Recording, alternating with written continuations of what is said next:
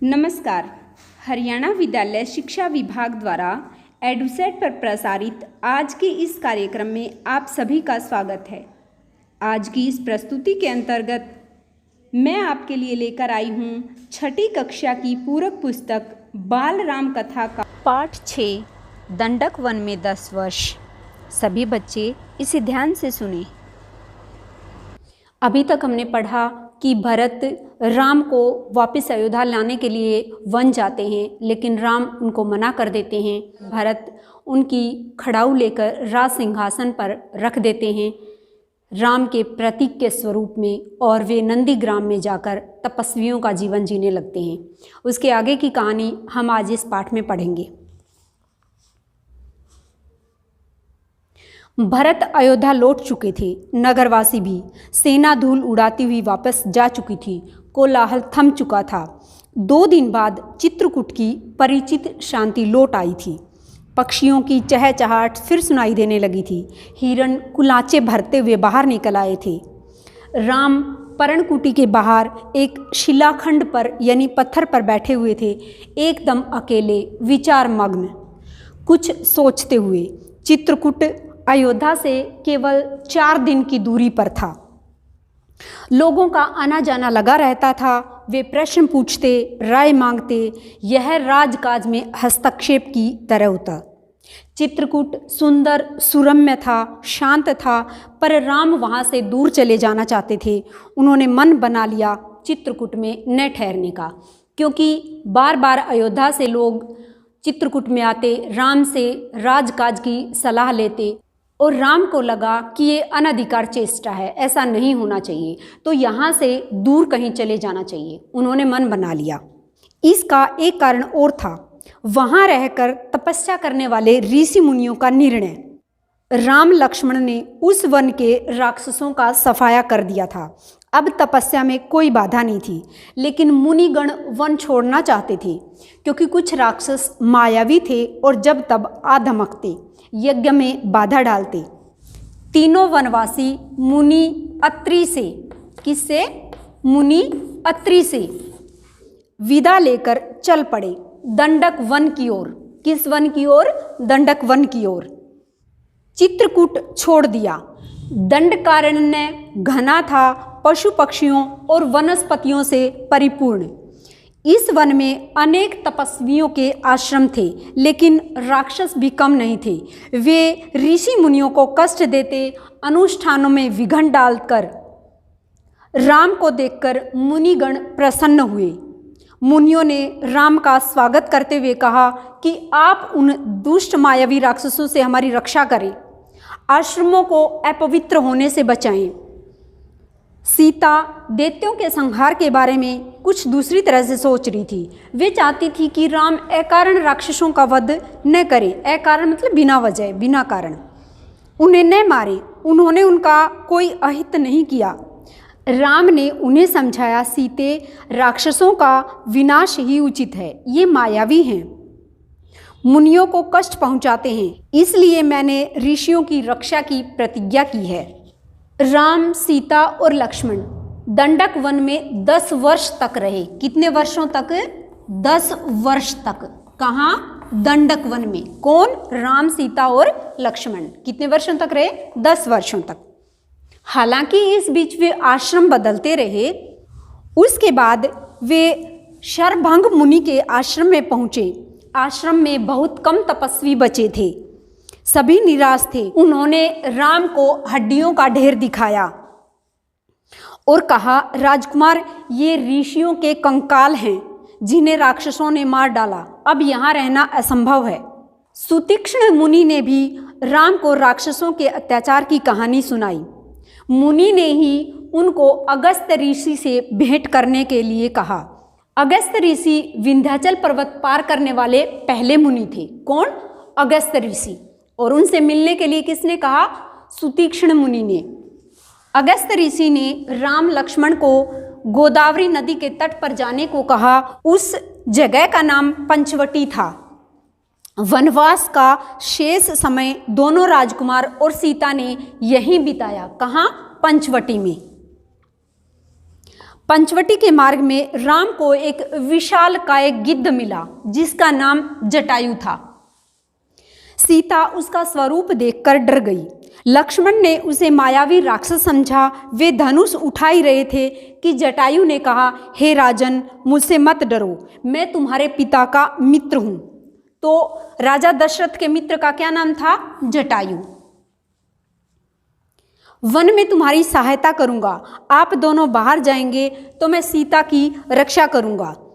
राम ने जटायु को धन्यवाद दिया, उन्हें प्रणाम कर आगे बढ़े। पंचवटी में लक्ष्मण ने बहुत सुंदर कुटिया बनाई, मिट्टी की दीवारें बनाई और बांस के खंभे लगाए, कुश और पत्तों से छप्पर डाला। कुटिया ने उस मनोरम पंचवटी को और सुंदर बना दिया। कुटी के आसपास पुष्पलताएं थी, हिरण घूम रहे थे, मोर नाच रहे थे। इसी बीच राम राक्षसों का निरंतर संहार करते रहे। वे जब भी आश्रमों पर आक्रमण करते, राम लक्ष्मण उन्हें मार देते। उन्होंने सीता को पकड़ लेने वाले राक्षस विराध को मार डाला। वन से राक्षसों का अस्तित्व लगभग मिटा दिया। तपस्वी शांति से तप करने लगे। एक दिन राम, लक्ष्मण और सीता कुटी के बाहर बैठे हुए थे, लता कुंजों को निहारते, उनके सौंदर्य पर मुग्ध होते। तभी लंका के राजा रावण की बहन शूर्पणखा वहां आ गई। राम को देखकर वह उन पर मोहित हो गई। उसने स्वयं को पानी में देखा, विकृत चेहरा, मुंह पर झुर्रियां। वह बूढ़ी थी पर राम के मोह में आसक्त। वह उन्हें पाना चाहती थी। उसने माया से सुंदर स्त्री का रूप धारण कर लिया। शूर्पणखा राम के पास गई और उनसे बोली, हे रूपराज, मैं तुम्हें नहीं जानती पर मैं तुमसे विवाह करना चाहती हूँ। तुम मेरी इच्छा पूरी करो, मुझे अपनी पत्नी स्वीकार करो। राम ने मुस्कुराकर लक्ष्मण की तरफ देखा और अपना परिचय दिया। सीता की ओर संकेत करते हुए उन्होंने कहा कि ये मेरी पत्नी है और मेरा विवाह हो चुका है। राम शूर्पणखा को पहचान गए थे, लेकिन फिर भी उन्होंने परिचय पूछा। शूर्पणखा ने भी झूठ नहीं बोला। उसने राम को बताया कि वह रावण और कुंभकर्ण की बहन है और अविवाहित है। राम के मना करने के बाद शूर्पणखा लक्ष्मण के पास गई। लक्ष्मण ने कहा कि मेरे पास आने से तुम्हें कोई फायदा नहीं है। हे देवी, मैं राम का दास हूँ। अगर तुम मुझसे विवाह करोगी तो तुम भी दासी बन जाओगी। लक्ष्मण ने पुनः शूर्पणखा को राम के पास भेज दिया। दोनों भाइयों के लिए यह खेल हो गया। शूर्पणखा इसके बीच में भागती रही। राम के पास आती तो राम लक्ष्मण के पास भेज देते और लक्ष्मण के पास जाती तो लक्ष्मण राम के पास भेज देते। तब शूर्पणखा ने क्रोधित होकर सीता पर आक्रमण कर दिया। उसने सोचा कि राम इसी के कारण मुझसे विवाह नहीं कर रहे। लक्ष्मण तत्काल उठे, तलवार खींची और उसके नाक और कान काट दिए। खून से लथपथ शूर्पणखा वहाँ से रोती बिलखती अपने भाई खर और दूषण के पास पहुँची। खर और दूषण उसके सौतेले भाई थे, उसी वन में रहते थे। शूर्पणखा की दशा देखकर खरदूषण के क्रोध की सीमा न रही। उन्होंने तत्काल 14 राक्षस भेजे। शूर्पणखा उनके साथ गई। राम जानते थे कि राक्षस बदला लेने अवश्य आएंगे। वे तैयार थे। सीता को उन्होंने सुरक्षित स्थान पर भेज दिया था लक्ष्मण के साथ। राक्षस राम के सामने नहीं टिके। देखते ही देखते उन्होंने सबको ढेर कर दिया। शूर्पणखा ने एक पेड़ के पीछे से यह दृश्य देखा। राम के पराक्रम से वह चकित थी। उसका मोह और बढ़ गया और साथ ही क्रोध भी। वह फुफकारती हुई खरदूषण के पास लौटी। इस बार खरदूषण राक्षसों की पूरी सेना लेकर साथ चले। खर ने देखा कि आसमान काला पड़ गया है। घोड़े स्वयं धरती पर गिरकर मर गए। आकाश में गिद्ध मंडराने लगे। ये अमंगल के संकेत थे, पर वह रुका नहीं, आगे बढ़ता गया। घमासान युद्ध हुआ। अंत में विजय राम की हुई। खर और दूषण सहित सारी सेना धराशायी हो गई। कुछ पिछलगू राक्षस बचे, वे जान बचाकर भाग गए। भागने वालों में एक राक्षस अकंपन था। वह भागकर सीधे रावण के पास गया। लंकाधिपति को उसने पूरा विवरण सुनाया। अकम्पन ने बताया कि राम कुशल योद्धा है, उसके पास विलक्षण शक्तियां हैं, उन्हें कोई नहीं मार सकता। इसका एक ही उपाय है, सीता का अपहरण, इससे उसके प्राण स्वयं निकल जाएंगे। रावण सीता के हरण के लिए तैयार था। वह महल से निकला और जैसे ही महल से निकला तो उसकी भेंट मारीच से हुई। मारीच राक्षस जो ताड़का का पुत्र था और जो एक बार राम से भिड़ चुका था और राम की शक्ति से अच्छी तरह परिचित था। उसने रावण को सीता हरण के लिए मना किया, समझाया और कहा, ऐसा करना विनाश को आमंत्रण देना है। रावण ने मारीच की बात मान ली और चुपचाप लंका लौट आया। थोड़ी देर बाद शूर्पणखा लंका पहुंची, विलाप करती हुई, चीखती चिल्लाती। रावण को पूरी घटना की जानकारी थी, लेकिन उसने शूर्पणखा को सुना। वह रावण को धिक्कार रही थी, फटकार रही थी। उसके पौरुष को ललकारते हुए शूर्पणखा ने कहा, तेरे महाबली होने का क्या लाभ, तेरे रहते मेरी ये दुर्गति, तेरा बल किस दिन काम आएगा, तू किसी को मुंह दिखाने लायक नहीं रह गया है। शूर्पणखा ने राम लक्ष्मण के बल की प्रशंसा की, सीता को अतीव सुंदरी बताया और कहा, उसे लंका के राजमहल में होना चाहिए। शूर्पणखा ने कहा, मैं सीता को तुम्हारे लिए लाना चाहती थी। मैंने उन्हें बताया कि मैं रावण की बहन हूँ। क्रोध में लक्ष्मण ने मेरे नाक कान काट दिए। रावण फिर मारीच के पास पहुँचा। खरदूषण की मृत्यु से वह घबराया हुआ था। रावण ने मारीच से मदद मांगी। मारीच चाहता था कि रावण सीता हरण का विचार छोड़ दे। इस बार रावण ने उसकी नहीं सुनी, उसे डांटा और आज्ञा दी, मेरी मदद करो। मारीच जानता था कि दोबारा राम के सामने पड़ने पर वह मारा जाएगा। राम उसे नहीं छोड़ेंगे। रावण मारीच के मन की बात भांप गया।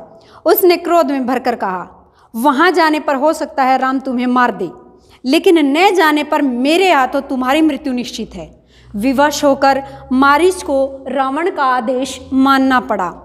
रथ पर बैठकर रावण और मारीच पंचवटी पहुँचे। कुटी के निकट आकर मारीच ने सोने के हिरण का रूप धारण कर लिया। कुटी के आसपास घूमने लगा। रावण एक पेड़ के पीछे छिपा था। उसने तपस्वी का वेश धारण कर लिया था। सीता ने जैसे ही हिरण को देखा तो वह सोने के हिरण को देखकर उस पर मुग्ध हो गई। उन्होंने राम से उसे पकड़ने के लिए कहा।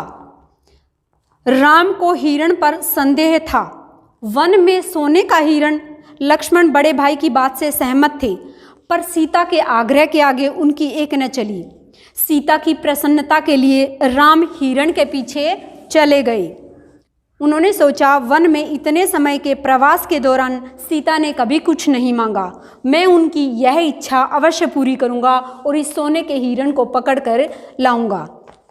कुटी से निकलते ही राम ने लक्ष्मण को बुलाया और सीता की रक्षा का आदेश दिया और कहा, मेरे लौटने तक तुम उन्हें अकेला मत छोड़ना।